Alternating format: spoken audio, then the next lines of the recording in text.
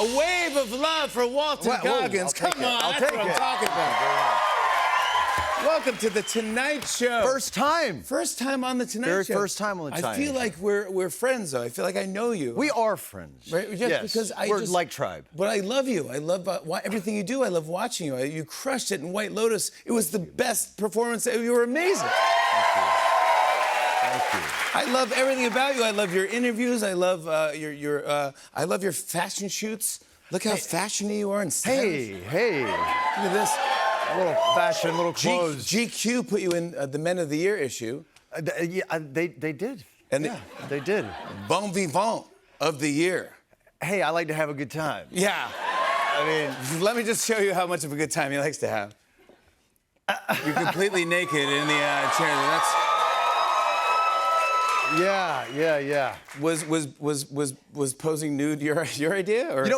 Normally, yes. Oh, okay. It's always my. Is that right? I do. I have no problem taking my shirt off. Good for you. But this particular experience, this guy George Cortina was the producer for GQ, and I met up with him in a hallway, and he said, "Okay, I have this idea for this photo," and I said, "Okay, what's your idea?" And he said, "I want you to be naked in a chair at the Chateau Marmont." Okay. And normally I'm like, "Yeah, I'll do that like any day of the week." But this particular thing, I told him, I said, "Man, I would love to do that, really. But I had an injury. I hurt myself horseback riding in Mongolia, and I broke my ribs." So very vain guy that I am, I said, "I haven't been able to work out, man. I'm so sorry." But like, I put on a lot of weight. And he lifted up my shirt and he said, "No, you're fine. Get naked and get in the chair." Get naked and get in the chair. Well, that's exactly what you did. Absolutely. Wait. I want to hear about this thing. What do you mean you hurt how'd you break your rib? Well, I did. I took my son on a 2-week horseback riding trip across Western Mongolia. Ooh. For his birthday. He was 14, on his way to being 15, and we wanted to mark that occasion, of becoming a man, this seminal kind of moment in his life. Fantastic. And he's my best friend. And so we were there, and we got to pick our horse. I picked the only horse in Mongolia who had no short-term or long-term memory. Like literally, I would ride this horse like 8 hours a day. The very first time I met her, I walked up and she'd go, ah. Yeah. Because you got to get to know them, and you did. And then I rode her like 8 hours a day, and every single time we did this bit over and over again where she would go, ah. She didn't know who you were. She had no idea who I was. I mean, I would get off of her and have lunch for 20 minutes. And come back, and she would have no idea who I was. And then on the third day, we're just going down this little bitty hill, and she trips. Ooh. And she falls, and she rolls on top of me. And yeah, I was able to push her off, and she stood up. She was okay, but I thought I broke my leg, for real. I thought, wow, oh my God, I broke my leg. And I felt it, and it's like, okay, you're okay, you didn't do that. But I stood up, and I immediately fell down. And I realized that something was really wrong. I was really hurt. And I looked around and realized, this is the least populated country in the world. There's nobody coming to save you. Yeah, the horse doesn't remember who you are. Yeah, it's the only time the horse actually had some sympathy for me. She actually remembered me in that moment. She's like, I'm sorry about that. I'm so sorry. I wish I could lift you up, but yeah, the horses don't do that. Yeah, and so there was only one way out of there, and that was kind of the horse. And then it just progressively got worse. I didn't know what it was at the time. Well, he was right there. He was right there with me, and then by day 3, it got to a point where it took me like an hour and a half to get out of the tent, an hour and a half to wash my face, and my son came up to me this morning, and he said, "Dad, are you okay?" And I looked at him and I said, "No, buddy, I'm not. Like, I'm really not okay." And I said, I need you to take care of me." And the look on his face, I swear, Jimmy, he was just ashen. And he did. He stepped up and he took care of me for the next 9 days and made sure that I was okay. And he became a man. He became a good human being. That's exactly why you went on the trip. Yeah, and it was the best thing that could have happened. That was the goal of the trip. It was, yes, exactly. And that's, oh my gosh. Yeah, it turned out all right. That's a beautiful story. Thank you. Not to make people cry. No, I love it. I like to get emotional. Why not?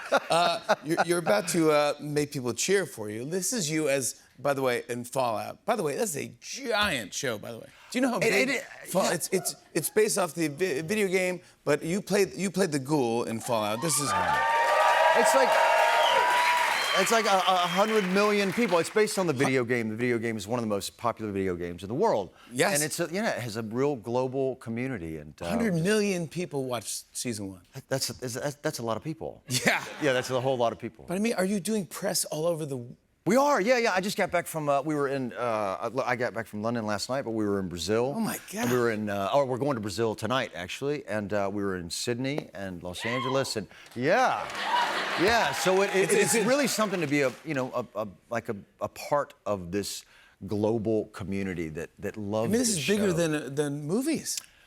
Hey, you said that. No. Yeah, but I mean, but it, I mean, kind of is. The world is all into this and watching. I mean, season 2 is about to come out. It's already been picked up for season 3. It has, yeah. It's been picked up for season 3.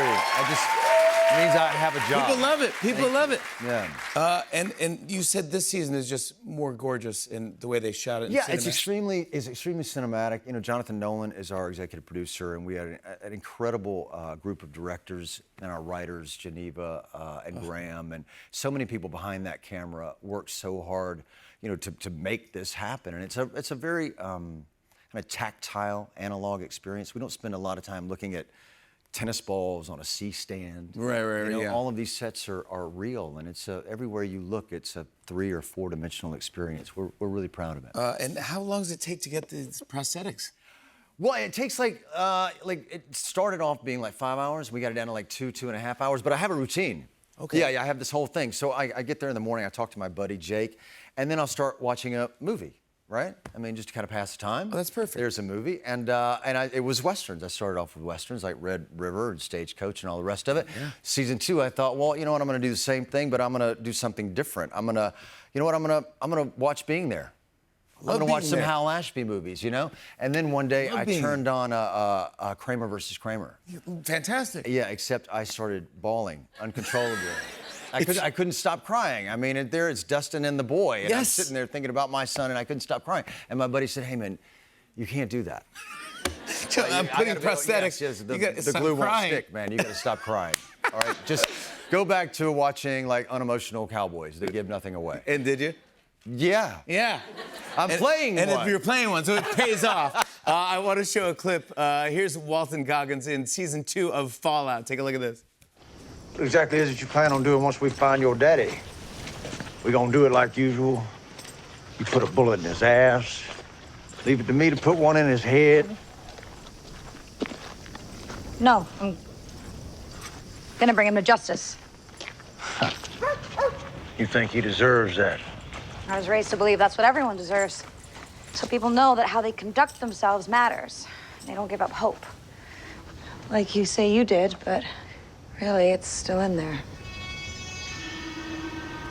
Well, I hate to break it to you, darling, but the way you was raised wasn't real. Come on, what?